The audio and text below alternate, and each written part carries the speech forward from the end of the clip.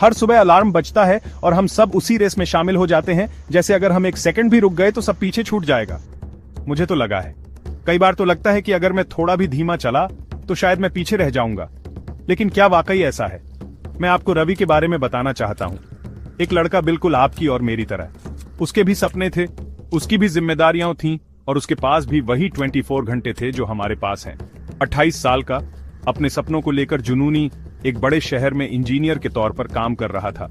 उसकी आंखों में चमक थी और दिल में एक आग, कुछ कर दिखाने की, आगे बढ़ने की। हर शनिवार, चाहे कितना भी बिजी क्यों ना हो, वो अपनी माँ से मिलने अपने गांव वापस जाता था। उसके लिए ये सफर सिर्फ एक रूटीन नहीं था, बल्कि माँ की ममता और अपनेपन का एहसास था। और हर बार उसकी माँ कहती, धीरे चलाओ बेटा, सड़क की स्पीड पर आ सकता। माँ की ये बात रवि को हमेशा एक कान से सुनाई देती और दूसरे से निकल जाती। लेकिन रवि, उसे रश पसंद था। उसे लगता था कि जितना तेज चलेगा उतनी जल्दी मंजिल मिलेगी। उसके लिए स्पीड ही सब कुछ थी। वो सच में मानता था, अगर तुम तेज चलते हो तो तुम आगे बढ़ते हो। उसके दोस्तों में भी वही सबसे तेज था, चाहे बाइक हो या लाइफ के फैसले। तो वो एक आम शनिवार था, लेकिन उस दिन कुछ अलग था। एक अजीब सी बेचैनी थी हवा में। ऑफिस का काम देर से खत्म हुआ था, रात हो चुकी थी और सड़कें खाली थीं।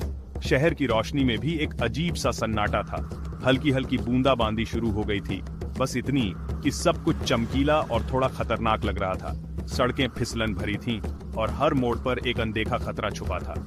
हेडफोन में तेज म्यूजिक बज रहा था। रवि अपनी बाइक पर तेजी से मोड़ों से गुजर रहा था। उसे लग रहा था जैसे वो उड़ रहा हो। उस वक्त उसे सिर्फ अपनी स्पीड और फ्रीडम का एहसास था, बाकी सब पीछे छूट गया था। उसने एक तेज मोड़ लिया।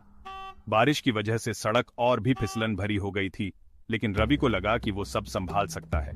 कहीं से एक ट्रक आ गया। अचानक सामने से आती लाइट्स ने उसकी आंखों को चौंधिया दिया। बारिश, अंधेरा, म्यूजिक, उसने कभी सोचा भी नहीं था कि ऐसा होगा। एक सेकंड में सब कुछ बदल गया, जैसे वक्त थम सा गया हो। एक पल में सब कुछ बदल गया। वो तेजी, वो जोश, सब एक झटके में गायब हो गया। अगली बात जो रवि को याद थी, वो अस्पताल के बेड पर उठा था।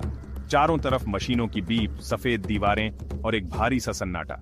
उसकी टांग टूट गई थी, सर पर टांके थे, शरीर में दर्द था, लेकिन दिल में डर और पछतावा उससे भी ज्यादा था। और वहां चुपचाप रो रही थी उसकी माँ, वही माँ जो हर बार कहती थी, धीरे चलाओ बेटा। उसकी आंखों में डर और प्यार दोनों था। रवि की आंखों में आंसू भर आए। उसे समझ आ गया कि माँ की बातों में कितनी सच्चाई थी। उसने अपनी माँ का हाथ पकड़ा और फुसफुसाया, अब से मैं धीरे चलूंगा। लाइफ स्पीड के बारे में नहीं है, ये सेफ रहने के बारे में है। उस एक वादे में उसकी सारी समझदारी और पछतावा छुपा था।